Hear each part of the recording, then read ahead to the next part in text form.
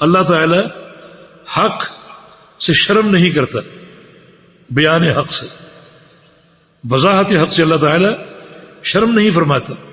تو ہمیں بھی حق کے مسائل میں شرم نہیں ہونی چاہیے، مسائل پوچھنے میں شرم نہیں ہونی چاہیے. بعض باتیں ایسی ہوتی ہیں کہ بندے کو حیا آتی ہے کہ یہ بات میں کیسے پوچھوں.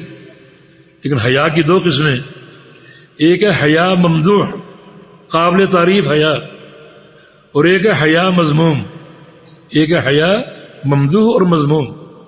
قابل مذمت حیا، قابل تعریف حیا وہ ہے جو بندے کے شرف کا باعث ہے، جو اس کو گناہوں سے روکے، جو اس کو فحش گوئی سے روکے، بد اخلاقی سے روکے، اور جو خصائل مذمومہ اس سے روکے، وہ حیا قابل تعریف ہے. اور قابل مذمت حیا وہ ہے جو بندے کو حق سے روکے.